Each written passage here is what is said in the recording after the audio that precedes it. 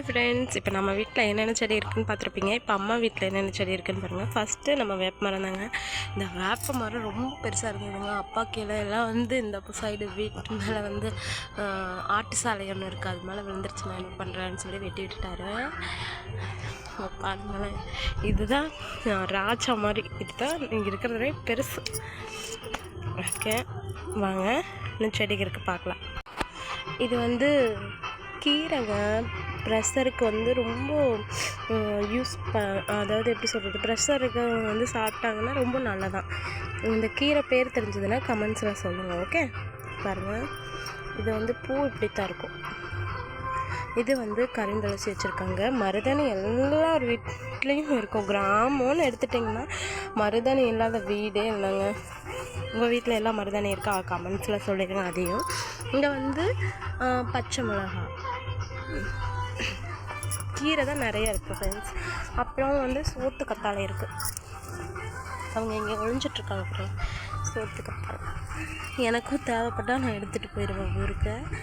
அங்கே ஒன்று இருக்குது, ஆனால் அது குட்டியாகவே இருக்குது. ஏன்னா இந்த சைடு இருக்கிறது நல்லா இருக்குங்க. இது வந்து கொஞ்சம் தண்ணி ஏரியா, நல்லா எப்படி சொல்கிறது, அதனோட சதைகள் வந்து நிறைய இருக்கும். சாப்பாடு நிறையா இருக்கும். அப்புறம் கத்தாழை வந்து ஒவ்வொரு பக்கம் பார்த்திங்கன்னா ட்ரையாக இருக்கும். இது ரொம்ப நல்லாயிருக்கும். அப்புறம் இது வந்து மல்லி. நம்ம வீட்டில் பார்த்திங்க இல்லையா மல்லி, அதே மாதிரி தான். அங்கே பாருங்கள், அடுக்கு மல்லி தான் வச்சுருக்காங்க. இது வந்து பெரிய துளசி, கருந்துளசி செடி. இங்கேயும் கொஞ்சம் கீரை போட்டிருக்காங்க. இது பார்த்துட்டிங்கன்னா உருளைக்கிழங்கு செடி. இது வந்து மணத்தக்காளி கீரை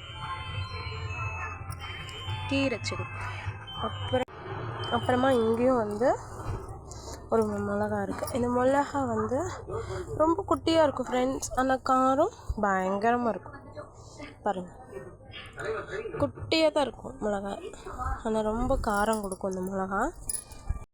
அப்புறமா வந்து பார்த்திங்கன்னா இங்கே வந்து கொய்யாக்காயும் வண்டு. அப்புறம் இதெல்லாம் சோப்பு தண்ணி வந்து இங்கே துணி துவைக்கிற கல்லை இருக்குது, அதனால் இது சோப்பு தண்ணி பட்டு இந்த மாதிரி ஆயிக்குது. பாருங்கள், இந்த வீட்டுக்கு பின்னாடி, எங்கள் வீட்டுக்கு பின்னாடி லொக்கேஷன் இப்படி தான் இருக்குது ஃப்ரெண்ட்ஸ். பாருங்கள், சோளம் போட்டிருக்காங்க, சோளம் விதைச்சிருக்காங்க. அதுக்கு பின்னாடி வாழை இருக்குது. அப்புறம் கரும்பும் இருக்கும்.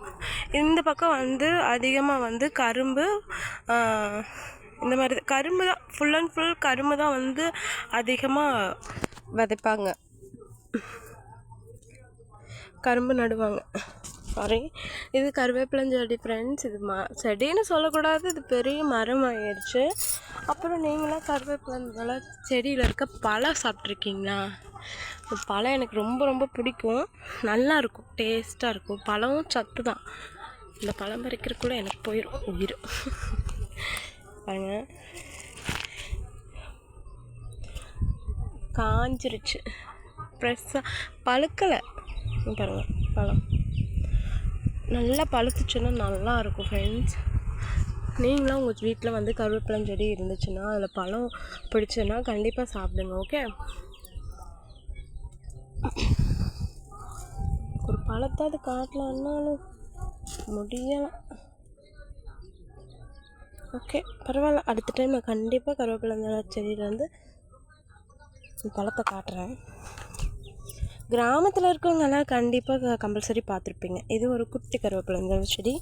இது வந்து அங்கே இருக்க மல்லி தான், பதையம் போட்டு இங்கே வந்து வச்சுருக்காங்க. இது வீட்லையாவது கரும்பு வச்சு பார்க்கலான்னு அப்பா ட்ரை பண்ணியிருக்காரு, வரல. இது வந்து பப்பாளி, குட்டி பப்பாளி செடி. இங்கே இருக்கிறது நம்ம மாதுளை. இது வந்து கொஞ்சம் பொதர் மாதிரி இருக்குதுன்னு சொல்லி அப்பா வந்து இதை வந்து வெட்டி விட்டுட்டாரு. ஆனால் இது நல்லா பழம் கொடுக்கும். அந்த பழமும் நல்லா டேஸ்ட்டாக இருக்கும். நாட்டு மாதுளைம்பாங்க இல்லையா, அந்த செடி.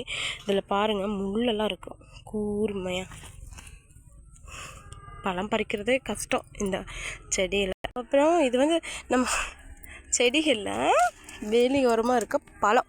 இந்த பழம் சாப்பிட்ருக்கீங்களா? அதாவது 90 கிட்ஸ் சாப்பிடாத பழங்காலம் எல்லாம், அந்த வகையில் நானும் 90 கிட்ஸ் தான். நான் நிறையா பழம் சாப்பிட்ருக்கேன். இந்த பழம் வந்து இந்த பழம் பிடிக்கும் எனக்கு. நீங்களும் சாப்பிட்டு பாருங்கள் ஃப்ரெண்ட்ஸ், டேஸ்ட்டாக இருக்கும்.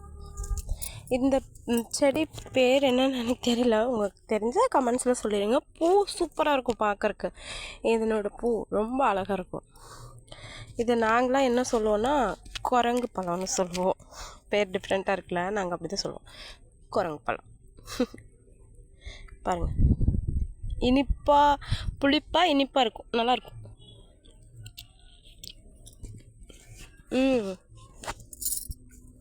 எப்பா ஓகே ஃப்ரெண்ட்ஸ், அம்மா வீடும் அம்மா வீட்டில் இருக்க அந்த செடிகளும் இந்த லொக்கேஷனுங்களும் உங்களுக்கு பிடிச்சிருந்ததுன்னா